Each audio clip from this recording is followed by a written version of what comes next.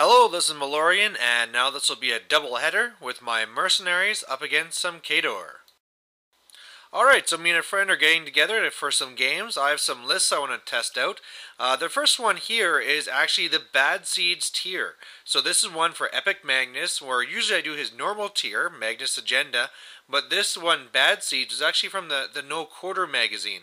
So you need some different stuff in there, but basically the cool things it lets you do is the very first turn you get a free focus on all your jacks, and also you get a free Kale Baylock, and you also get some Sword Knights and Saxon Auric who get to ambush in from the side. So all real cool stuff. So what my list here is the Defender, 2 Manglers, the Renegade, Orin Midwinter, the Mule, Epic Magnus of course. Then I have Kale Baylock, some Rangers, and then a max unit of the Sword Knights with UA, because I had spare points, and then Saxon Auric, and that's 50 points. For my opponents over there, he has some Kyazi Eliminators, he has the Man-O-Wars, the Demo Corps, he has Behemoth, he's running with Epic Irusk, and then he also has with him the whole Winter Guard with, rockets and UA and Kovnik Joe and all that good stuff. And then I think in the back he also has the Great Bears or something. I don't know. But, he also has the Widowmakers and the Marksmen on the far right. Now, the mission that we're playing here is the one where there's 2 zones and also the monolith in each. You need to get 5 to win. You get 1 for destroying a monolith. You get 1 for controlling a zone, but you have to destroy the monolith first. And you get 2 for dominating, and you can't do any of that to the second person's second turn. So really what I'm planning to do in this game is just get right up there with all my jacks, lock them in place, go up there, get the alpha strikes with mobility, lock them down at the feet, then hit them again. The Winter Guard Death Star is going to be a real pain, but between the AoEs of Obliteration and the Renegade Shot and the Mule, I should be able to deal with them, and then worst case, I'm always looking for Assassination whenever possible. And here's just some, a close-up of his army there. It's always nice to go up against a fully painted army. And yes, it is the Great Bears he has in the back there as well. So I get first turn, and for the most part, I'm just rushing up, putting on the pressure. My hope on the right is that my Rangers are just going to go and tie up his Marksmen. But that's pretty much it. And then hopefully Kale Baylock can help me out with some kills on the Winter Guard. His turn 1, and now the sun got to the spot where we have this annoying little beam of light going down. But yeah, as marksmen move up, they shoot, they kill one of my guys. He's doing bob and weave with his Winter Guard for extra defense, and of course they have tough, so that's going to be a problem. He has it, superiority I believe it's called, on his Man-O-War there, so they're going to get the extra move. He didn't actually use it this turn.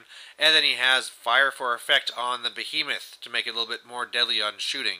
But, he stayed fairly far back, didn't go up as far as he could, and I'm always happy to see that. My turn 2, and I decided not to bring in the Sword Knights yet because they don't really have a good purpose. And so what I really end up doing is I charge in with the Rangers into his Winter Guard, do fairly well and kill 2 of them, including the Marksmen. Otherwise, what I realize is that the Winter Guard really are the big threat. The Kyazi Eliminators probably can't really do much other than tie up my Defender. His big block of Demo Corps and stuff will take a long time to get in position, so I really need to shift over, get these AoEs on that Winter Guard so they won't be a threat, and also by shifting over, I need to do it anyway to contest the zone, because I was kind of worried that he could right away here, just on his next turn, destroy the Monolith with shooting, and then dominate with Irusk, so I really have to make sure I'm up over here to contest, and also in a good position to go for the assassination.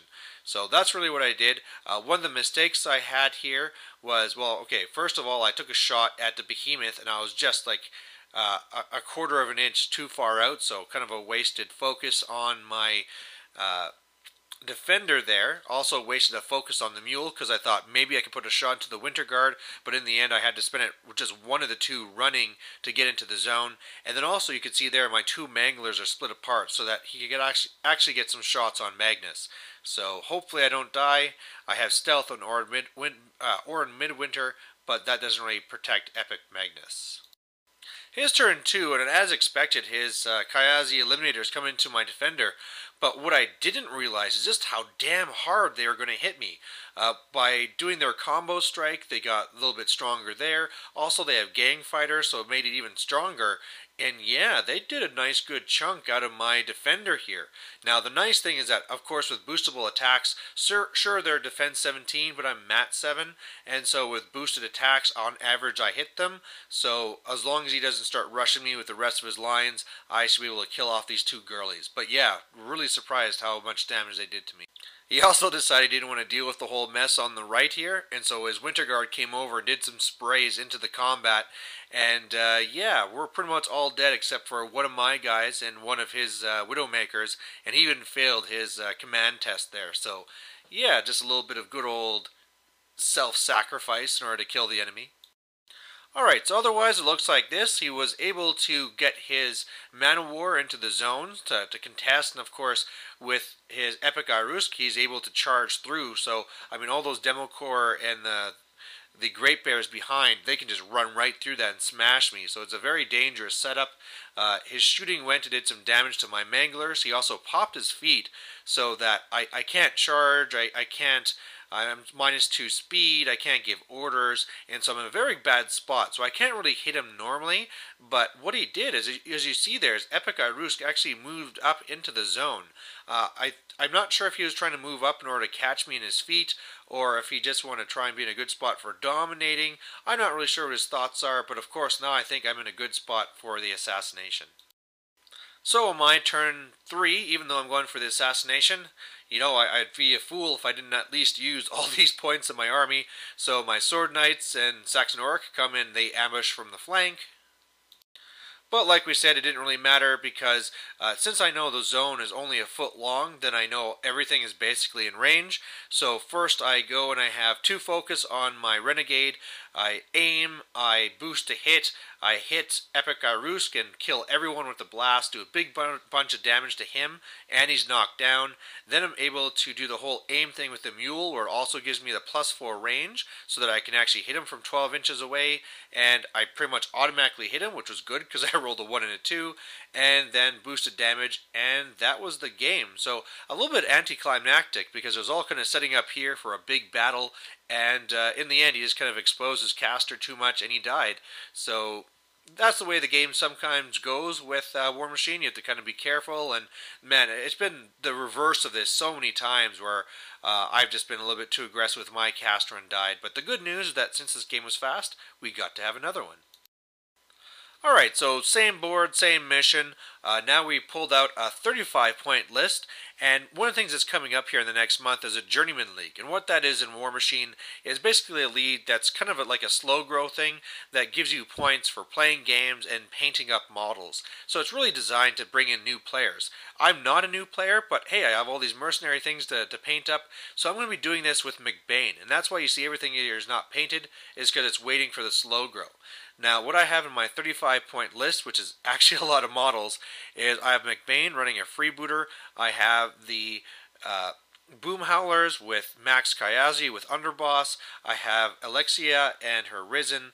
There is Ayanna and Holt, and then also the Nis Hunters, a full unit of them.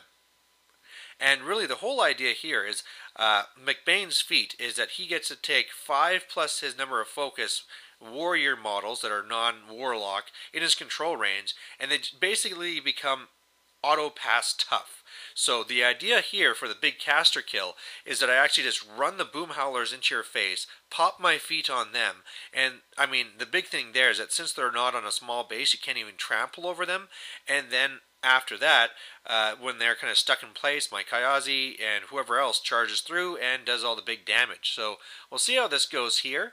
He's actually switched over to Epic Butcher. It's one of his favorite casters. And what he's running this time is that he has Iris on the left. Then he has the Great Bears. He has his Spriggan, the War Dog, Epic Butcher, those... I can't remember the name of those guys, Tyrion Lords or something. He has his Kayazi Eliminators again, a min-sized unit of the Demo Corps, and then he has Yuri the Axe, and again his Widowmakers and his Marksmen. Now, what my plan is for this game is that pretty much I'm going to be pushing up hard on the left to try and go for the assassination. Meanwhile, Alexia and her Risen are just going to kind of bog down the second zone on the right. So really, even if I don't get the assassination, I should be in a spot where I can at least start going for scenario on the left. And then really, my Nis Hunters are really just going to go up there, deal with the Widowmakers, and then kind of sweep around the flank. So we'll see how it goes. And again, just kind of a close-up of his army here, always good, because pretty much every time I play this guy, it's always painted, and now he's even going for the fancy bases and stuff, so we're always great to play against armies like this. So, I have first turn, I'm really just moving up the line. I have failsafe up on the freebooter, so the extra armor, and I don't care if a system gets crippled. And then I also have fortune on my Kayazi, just to make sure I get the rerolls to hit, to make sure they'll do their damage when they charge in. Holt went up, put up stealth.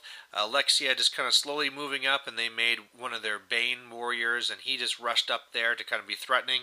And then meanwhile, you can see my Nis Hunters moved up, and I got two lines there of regular Nis protecting Selena, because of course if she ever dies, you lose the combined range fire, and that's bad. And the big thing here is he might be able to move up and kill a few of me, but thanks to Hunter, he'll get no benefit from concealment or camouflage, and just in return I'll be able to wipe him out. His turn one, he's kind of moving on up here. He's able to kill two of my Nis, but that's not really that big of a deal. Or was it three of my Nis? Yeah, he killed three of my guys, so kind of hurts, but, you know, I still have enough to get the job done. And then otherwise, yeah, he's just kind of moving up. And the thing about this is he just has such a small model count here that I think it's going to be kind of challenging for him, where once I get all my guys in his face, it'll be pretty hard for him to deal with me. Meanwhile, his little Turian lords or whatever put up some clouds, but I don't really have much shooting, so it's not really going to affect anything. My turn two, and this is where I do my big setup. So my Boom Howlers, they go for super tough, even though that was kind of silly, and ran on up. The Kayazi got into range. And one of the things I had kind of a problem with is because of MacBain wasn't ever kind of charging up or anything, he was a little bit too far back, so I wasn't able to make all of the Boom Howlers, you know, the feet super tough. The far left one isn't, so I also had three of the other Kayazi there marked. And the real thing here is, I mean, he's just in a lot of big trouble because he can't get past the Boom Howlers. And then, of course, with the mini feet, I can just charge on right through with the assassins. The freebooter can go in and do some damage. So just a really powerful feat and setup, and something I've been looking forward to do for a long time. Otherwise, it looks like this. As you can see, I completely wiped out all of the Widowmakers and the Marksmen. One of my Banes charged into the middle demo core guy. I only did 7 wounds, so unfortunately he still has 1 left. But either way, I mean, I'm just loving this. My positioning where the right zone is contested. Everything is set up just the way I want on the left. And, I mean, all of a sudden, not only am I going to have this big push on him with the caster kill, he's going to have to worry about scenario, and then, I mean, now that I've cleared out the right, I'm going to be able to swing around the flank, so, yeah, he's in a pretty bad spot. Or at least that's what I thought. So, you know, he's a guy that's not really one to hold back. So, all of a sudden, when he goes with Epic Butcher and he casts his feet and charges in, I'm wondering, like, what the hell's going on here? But, of course, with his reach, he's going to get up to some of these Kayazi, and once he starts killing them, he's going to be building up some of his tokens so that he's going to be able to start moving around and do some shenanigans. And part of those shenanigans, and something I wasn't thinking about, is the fact that the Spriggan has Bulldozer, so whereas I had this unstoppable line that he couldn't get through, his Spriggan could actually just bulldozer his way through and make a big huge hole in my lines. So this is a picture that was after his main turn, but just before he popped his feet. So you can see here that, man, he just killed almost all my Kayazi. A big part of this was because of the sprays he's able to do from the Lords there.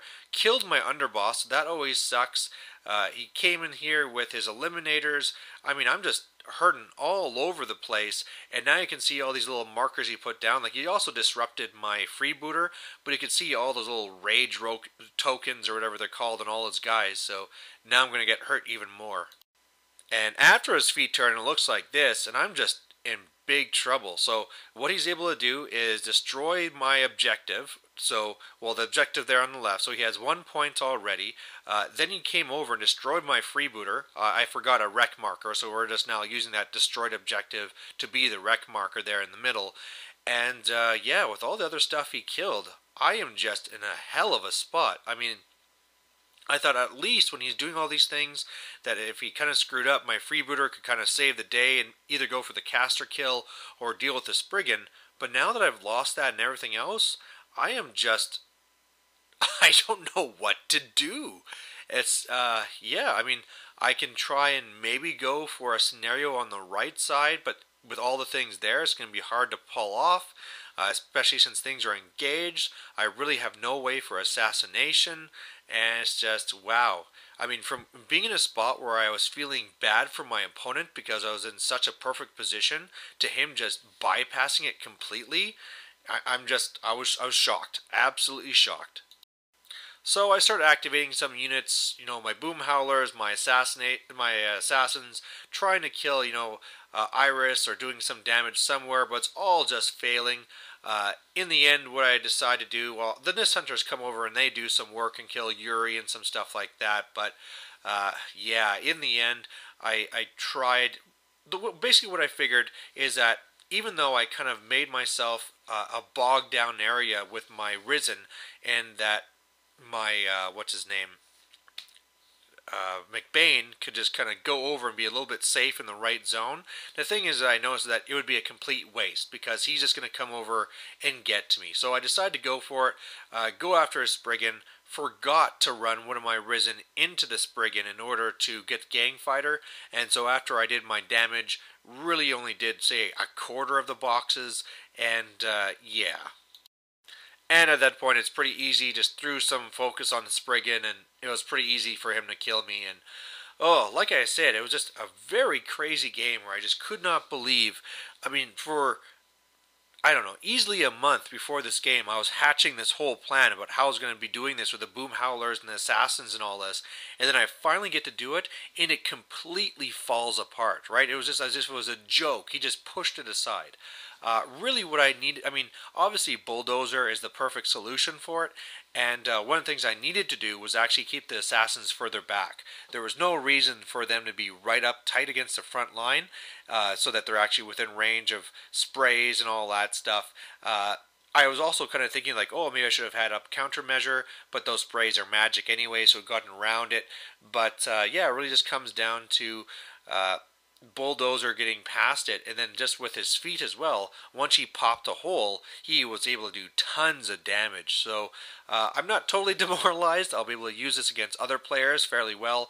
I'm just going to have to be really careful when dealing with this Spriggan, and if nothing else, maybe actually jamming at the front a little bit more with, well, carefully placed models so that he can't bulldoze guys out of the way because there's someone right behind. But I'm going to have to play with it a little bit, but you know, one win, one loss, lots of fun, and I hope you liked watching it. Okay, thanks, bye.